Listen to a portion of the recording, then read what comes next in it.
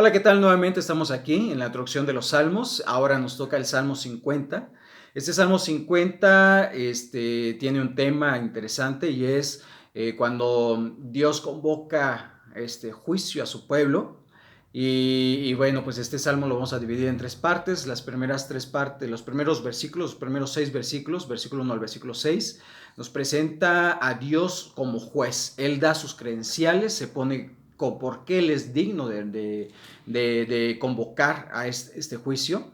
Los versículos 7 al 21 da la razón de este juicio, de por qué nos llama a cuentas, de por qué nos busca, nos sienta en el banquillo, como decimos, y nos pone a cuentas. Y los últimos dos versículos, versículo 22 y versículo 23, nos da la solución, nos da un llamado a volvernos a Él, a acercarnos a Él, ¿verdad? Entonces, en los primeros versículos nos presenta a Dios como juez. Los leo, dice: el Dios de dioses, Jehová ha hablado y convocado la tierra, desde el nacimiento del sol hasta donde se pone.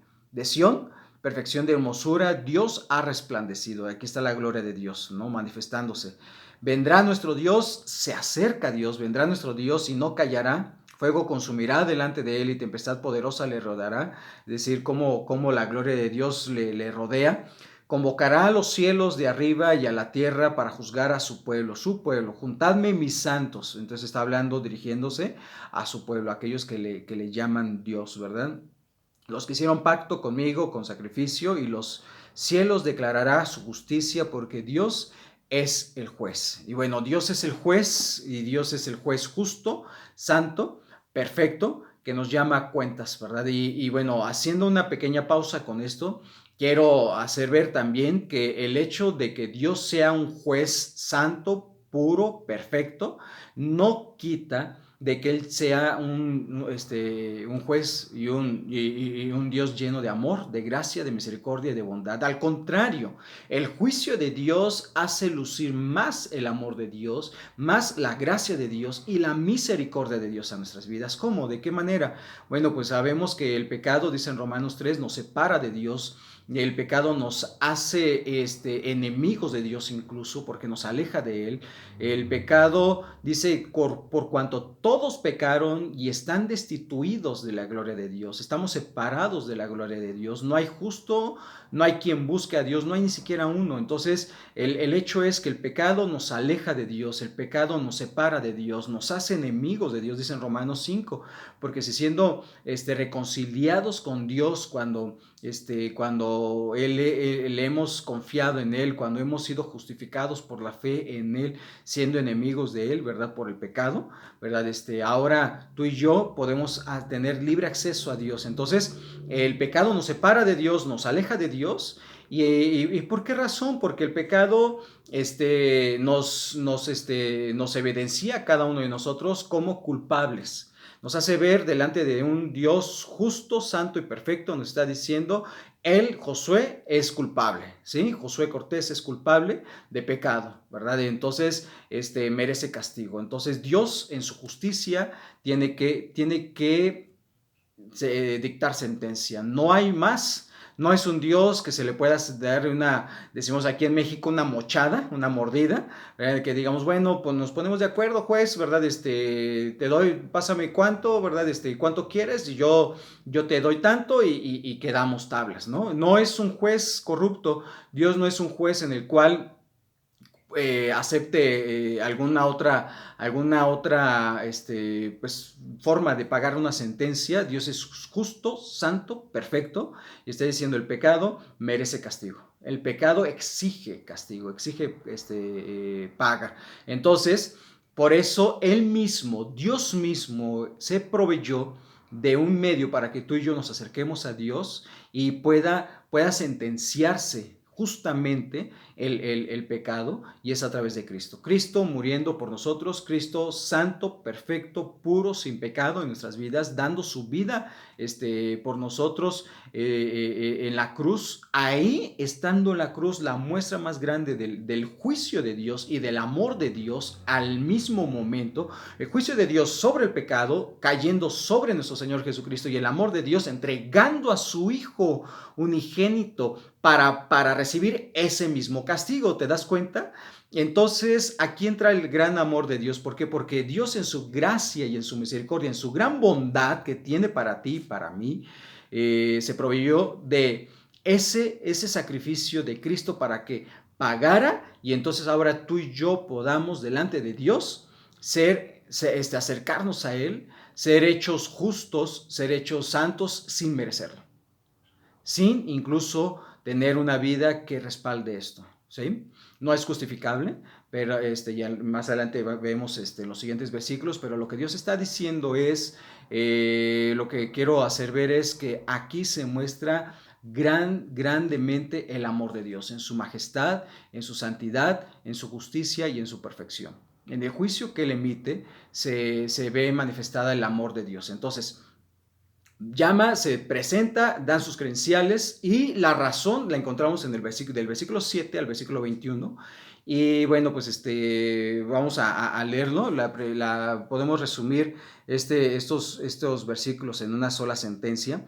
Si yo tuviese hambre, no te lo diría a ti, porque mío es el mundo y su plenitud. ¿He de comer yo carne de toros o de beber sangre de machos cabríos? Lo que está diciendo Dios aquí es, yo no necesito de nadie, yo no necesito de nada, no necesito nada de ti, ¿verdad? No te necesito porque todo es mío. Sacrifica a Dios alabanza y paga tus votos al Altísimo e invócame en el día de la angustia, te libraré y tú me honrarás. Nos saltamos un poquito al versículo 22, dice, entended ahora esto los que os olvidáis de Dios. El punto aquí es, la razón principal de todo esto no es porque hemos dejado de hacer ciertas cosas o hacemos mal, ¿verdad? El versículo 7 dice, oye pueblo mío, y hablaré, escucha Israel, y testificaré contra ti, yo soy el Dios tuyo.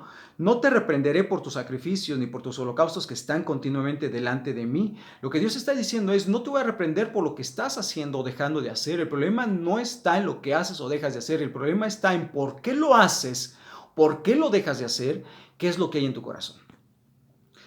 El tema de Dios es que va más allá de lo que tú y yo hacemos o dejamos de hacer, sino es el por qué lo hacemos o lo dejamos de hacer. El tema de Dios, el punto de Dios es que va más allá del comportamiento y va a la raíz del comportamiento que está en el corazón, ¿sí? Entonces, el llamado de Dios, el ponernos a cuentas con Él, el juicio de Dios está en esto. No tanto, le dice, no te reprenderé por los sacrificios o holocaustos que tú haces y que lo estás haciendo continuamente, lo estás haciendo y sí, muy bien, pero no es el tema ese, el problema es lo que hay en tu corazón, la religiosidad con que el pueblo de Israel había estado haciendo esto, con que se había olvidado de Dios. Versículo 22 dice, entended ahora esto los que os olvidáis de Dios. Y vamos a resumirlo en una sola palabra, es falta de dependencia en Dios. El problema del ser humano es la falta de dependencia en Dios. Vivimos sin depender de Dios, como si no necesitáramos de Él. Y pues comúnmente le buscamos nada más cuando ya estamos ahogándonos. Y aún así la misericordia y la gracia de Dios está diciendo, en ese momento a veces tenemos que llegar hasta ese momento para reconocer que necesitamos de Él, necesitamos de Él y dependemos solamente de Él, ¿verdad? Pero mientras... dice el versículo, nos olvidamos de Dios y eso es lo que comúnmente pasa. Vivimos los días, tomamos decisiones, vivimos, nos relacionamos sin necesitar de Dios, sin una dependencia de Dios, y entonces eso se refleja, la falta de dependencia de Dios, la falta de que tú y yo vivamos sin necesitar de Dios, tarde o temprano se va a traducir en acciones particulares, en reacciones, ¿verdad? En emociones pecaminosas, en acciones en las cuales deshonren a Dios, se va a traducir en actitudes incluso, en actitudes, en la forma en la cual nos relacionamos con los demás, en la familia, en el hogar, en el matrimonio, en la forma en cómo nos relacionamos en el trabajo con los demás, de una forma, ahora que está muy de moda, tóxica, ¿no? De una forma pecaminosa, nos relacionamos con los demás. ¿Por qué? Porque dejamos de depender de Dios. Y la forma en la cual tomamos decisiones, vuelvo otra vez a lo mismo, en la forma en la que hacemos las cosas, en la forma en la que gastamos nuestro tiempo, gastamos nuestras energías, gastamos nuestros esfuerzos, nuestro tiempo, nuestros talentos y dones, tarde o temprano se va a ver reflejada nuestra falta de dependencia de Dios. ¿sí? Entonces Dios está diciendo, tú haces muchas cosas buenas, que vas a la iglesia, cantas, oras, lees la Biblia, ofrendas, haces esto, haces aquello, haces buenas obras, pero el problema no está en eso. El problema es qué hay en tu corazón, por qué estás haciendo las cosas y que te has olvidado de mí. Ese es el tema de Dios con nosotros, que nos olvidamos de Él. Y olvidarnos de Dios no es el decir, no, yo oré todos los días, oré en la comida, oré antes de salir, ¿verdad? De la casa, Señor, bendíceme, cuídame y pum, vámonos, ¿verdad? Yo me acuerdo de Dios todos los días cuando manejo y estoy en el trabajo y ayúdame Dios y estamos aquí. Pero el punto no es ese, el acordarse de Dios es hacer las cosas a la manera de Dios. Hacer las cosas, depender de Dios, se trata de hacer las cosas a la forma en la que Dios quiere que tú y yo hagamos las cosas, de la forma en la que nos relacionemos, en la forma en la que invirtamos nuestro tiempo, nuestro dinero, nuestros talentos, nuestros dones, nuestros esfuerzos, en la forma en la cual llevamos a cabo nuestro matrimonio, nuestro trabajo, todos los aspectos de la vida. ¿Te das cuenta? Entonces, muchas veces vivimos sin depender de Dios, sin necesitar de Dios, y este es el punto, ¿no? Y se traduce, porque es el versículo 16 al versículo 21, pero el malo dijo, Dios, ¿qué tienes tú que hablar de mis leyes? ¿Y qué tomar mi pacto en tu boca? Pues tú aborreces la corrección y echas a tu espalda mis palabras. Si veías al ladrón, tú corrías con él, y con los adúlteros era tu parte. Tu boca metías en mal, tu lengua componía engaño, tomabas asiento y hablabas contra tu hermano, contra el hijo de tu madre ponías infamia. Estas cosas hiciste y yo he callado. Pensabas que de cierto sería yo como tú, pero te reprenderé y las pondré delante de tus ojos. Lo que Dios está diciendo es que la falta de dependencia de Dios se empieza a traducir, se empieza a reflejar en nuestra manera de vivir. Y terminamos con la tercera parte, que son los últimos 2 versículos de este salmo, y es un llamado a volvernos a Dios. Y dice el versículo 22, entended ahora esto los que os olvidáis de Dios, no sea que os despedace y no haya quien os libre. El que sacrifica alabanza me honrará, y el que me ordenare su camino le mostraré la salvación de Dios. Y Dios está diciendo, es un llamado de Dios, nos pone a cuentas con Dios. El punto de Dios al ponernos a cuentas con Él es para acercarnos a Él mismo, no para alejarnos, para acercarnos a Él mismo.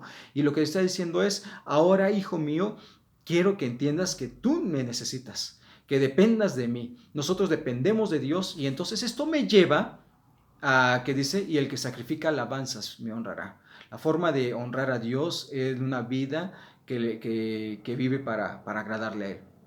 La forma de alabar a nuestro Dios es vivir una vida de adoración a Él, de adoración, en la cual busquemos honrar y glorificar a Él y depender de Él, ¿verdad? Y dice, y al que ordenare sus caminos, porque entonces aquí entra algo, ¿verdad? Del dejarle las cosas a Dios, el descargar todo lo que traigamos en la vida a Dios, ponérselo a Dios, implica no solo un rendimiento, decir, ya no puedo más, ya se lo dejo, se lo suelto, sino, dice, y ordenar su camino. Es decir, dejo esto y empiezo a seguir esto, ¿verdad? Y entonces empiezo a aprender cómo Dios quiere que me relacione, cómo Dios quiere que lleve a cabo mi hogar, mi matrimonio, cómo Dios quiere que gaste, que lleve mis finanzas, que lleve a cabo mi vida, que me esfuerce en el trabajo y hacer las cosas a la manera de Dios. Y esto me lleva a que al que ordenare su camino, le mostraré la salvación de Dios. Y entonces aquí entra la maravillosa gracia y misericordia de Dios a nuestras vidas, cuando Dios está diciendo, yo soy el único digno de convocar a esto, de llamarte a cuentas, y la razón de llamarte a cuentas es que vives sin depender de mí, sin necesitar de mí.